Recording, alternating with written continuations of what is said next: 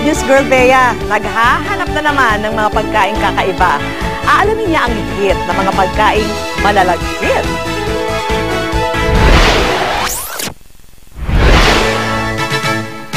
Gaya ko, mahilig din ba kayo sa mga pagkaing gawa sa malagkit na bigas? Tamang-tama dahil sigurado kayong matatakam sa nadiskubre kong mga kainan. Ang sasarap! Ready na ba kayo sa isang ubod ng lagkit na food trip? Tara, samahan niyo akong balikan ang pinagmula ng mga tradisyonal na pagkain na gawa sa glutinous rice.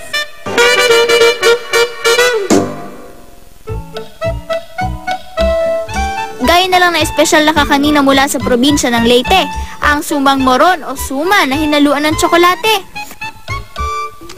Pero ang good news, hindi nyo na kailangan dumayo pa ng Leyte para matikman ang suman moron dahil meron na rin ito sa Metro Manila.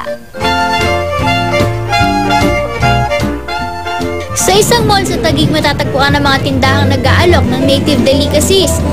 Kabilang na mga flavored suma ni Tita Lynn.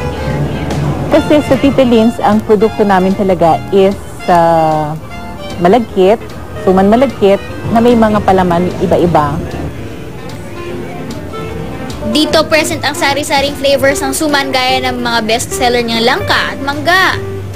Pero ang talagang binabalik-balikan daw sa kanila ay ang sumang hinaluan ng tableya. Napansin namin na maraming naghahanap ng suman na moron.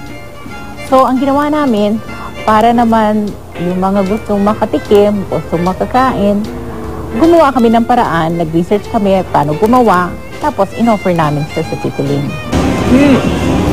Napakasarap. Hindi na kailangan ng asukal. Sana nga, tikim lang eh. Pero ngayon, bibili na ako ng marami. Aba, mukhang sarap na sarap si tatay ah. Tara na nga't magpaturo sa mismong may-ari na si Tita Lynn kung paano ito niluluto. Ihanda na ang giniling na malagkit, gata ng niyog, asukal, asin at syempre, ang tableya. May dalawang bahagi ang ating sumang moron, ang puti na base ng ating suman at ang tsokolate.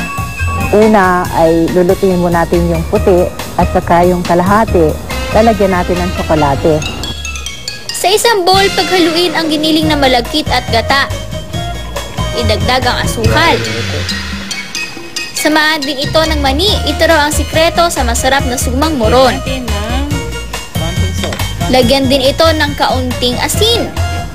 Hatiin ang suman mixture sa dalawang bahagi. Yung kalahati, lulutuin natin ngayon para sa puting bahagi ng moron. Kailangan haluin na maigi ang suman para lumapot ito. Yan o, nabubuo na. Ngayon, eto na yung resulta ng ating nilutong puting bahagi ng moron. Pagkatapos, pwede nang gawin ang kabilang bahagi ng suman. Ilalagay natin yung hinati natin kanina na naiwan. Ihalo ang tableya sa suman. Kailangan bilisan ang paghahalo para hindi ito masunog. Ito na yung naluto nating kalahating bahagi na may tsokolate. Ipinagsama na ang mga suman sa dahon ng saging at kinorte na ito.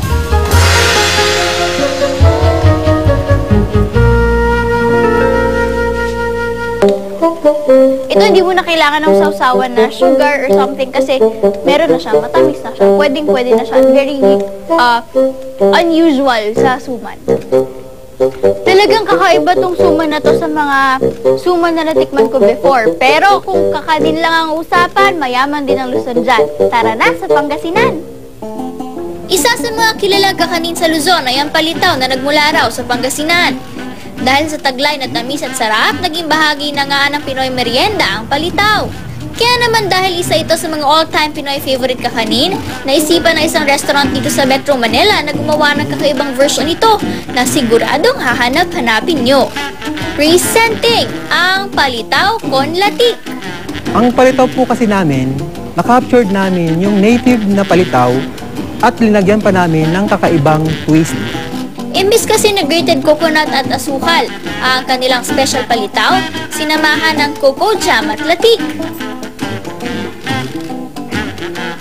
Para gawin ito, kailangan lang ng rice flour, gata ng niyog, cocoa jam, latik at sago. isang bowl, paghalu-haluin ng rice flour at tubig hanggang makagawa ng malambot na dough. At pag malagkit na ito, pwede na itong lutuin. Pag okay na yung ating rice flour, ipo-form natin ng circle, mga 2 inches in diameter. Pagkabilog ng dough, gawin itong oval shape o korte ng dila. Pagkatapos, lutuin na ito sa kawaling may kumukulong tubig.